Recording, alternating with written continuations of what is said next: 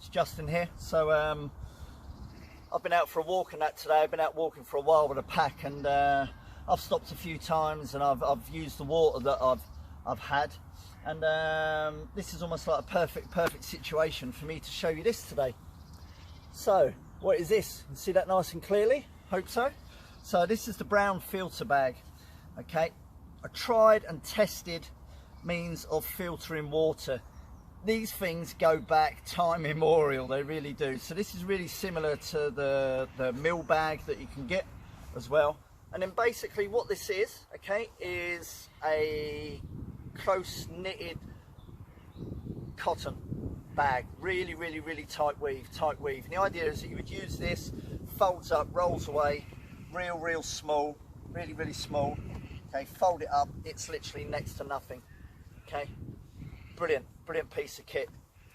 Comes with a little paracord lanyard, and that which just comes off. Okay, so the beauty of this is there's no moving parts, nothing to go wrong.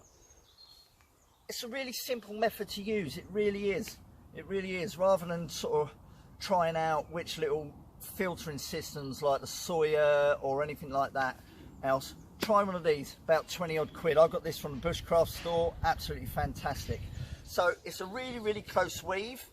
Yeah, really close weave the way it's knitted. So when you first get it, what you need to do for a while is you need to immerse it in cold water, not using any detergents, nothing like that. It just needs to be immersed in cold water, and then basically you really rough it up a few times, get it on the line, hang it upside down, let the water drain out of it. And you need to do that about 3-4 times. I've done that. I've been waiting for the opportunity to use this, so that's what I'm going to do. So what I also have is a little pot that I'm going to collect the water into. Just going to pop that there. And my means today is I don't need like a folding collapsible little bucket or anything like that. Well, I've got dry bags. Okay, so obviously dry bags designed to stop water going in, and obviously if they'll do that well, then you can obviously pour water inside. So what I'm going to do first of all is I'm just going to go and get some water. Bear with me.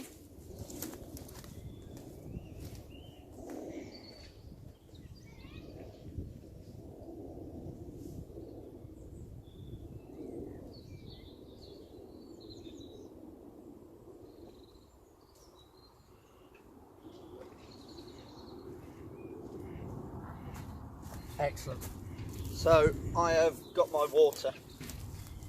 Okay. So let's just get myself set up. Don't want to lose that water just yet. So the idea of these bags is that they're designed to stop maybe about 99% of particulates. I'm going to lose some popping this in, but that's okay. Right, I have got more than enough water in there. That's brilliant. Right, and pop this up.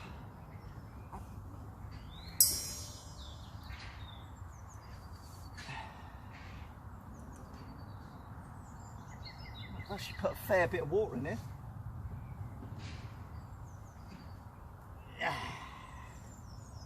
Tie that over, pull it through. Just enough for it to supports itself. There you go. I'm just going to move this out of the way a second. I'm going to bring the camera closer to it. Okay. So let's have a look. There we go. So there's the bag. I made sure that the branch ain't going to move, and you can see down the bottom there is a very faint trickle of water. Okay, so I'm just going to pop that back. Let's have a little look. There you go, that's good. Right, let's pop that underneath.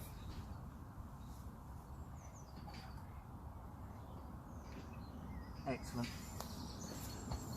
So with it being such a close knitted weave and that on there in the fabric, what it will do is that water seeps through, it filters through, and it's going to collect little bits of the gravel and the little bits of dirt that are in the water, and that traps it inside. Okay, so generally it's going to take about 5 minutes to go through. So let me just show you where I am. Just going to pick this up.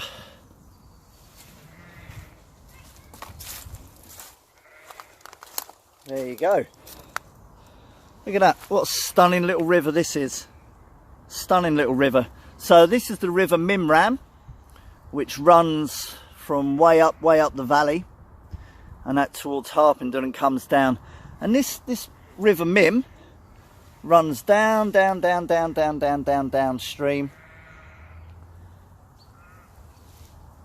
and it eventually joins the River Lee in Hertford. Now the fact that I know about this is that the water that passes through here, because there is a mill, an old mill just down the road, and the water that's flowing past us now, in about 24 hours time, that will join the River Thames. How cool's that?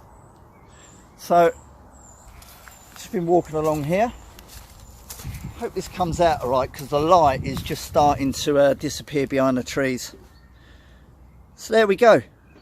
Let's hope that's set up right. The tripod's a little bit finicky today.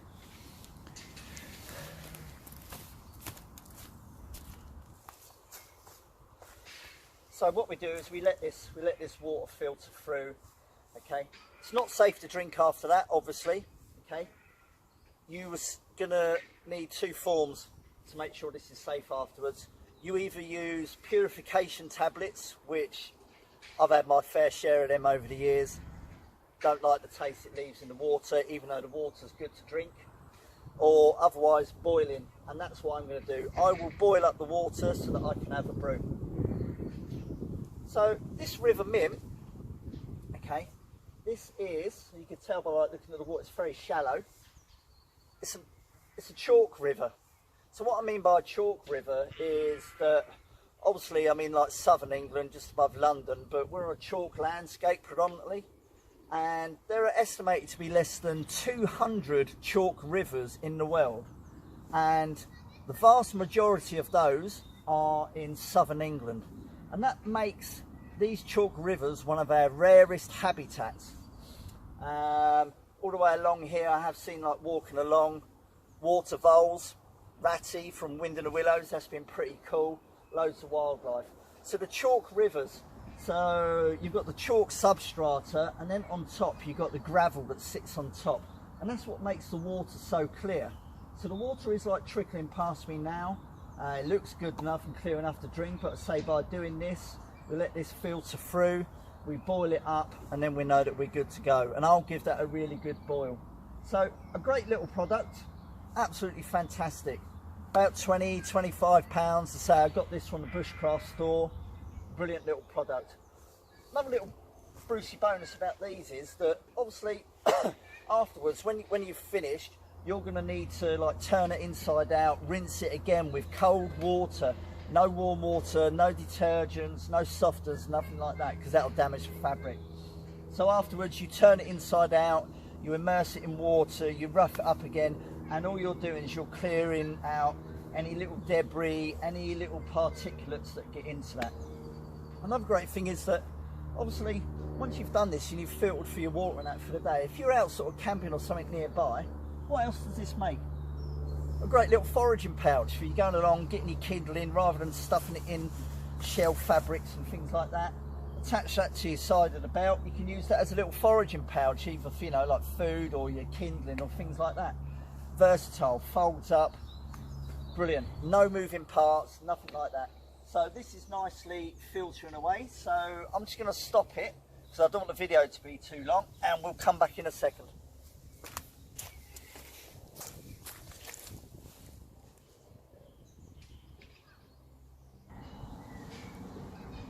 There you go. So look, you can see the water's just trickling down through there, and after a few minutes I've probably got enough. Look at that, that water's lovely and clear. Okay, so what I'm going to do is I'm just going to let a little bit more get in that, but yeah, what a great product, brilliant.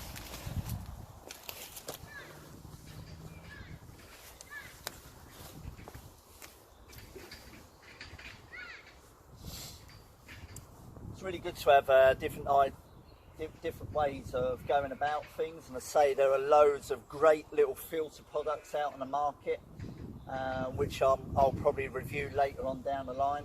But why not start with the most basic system that's going, tried and tested?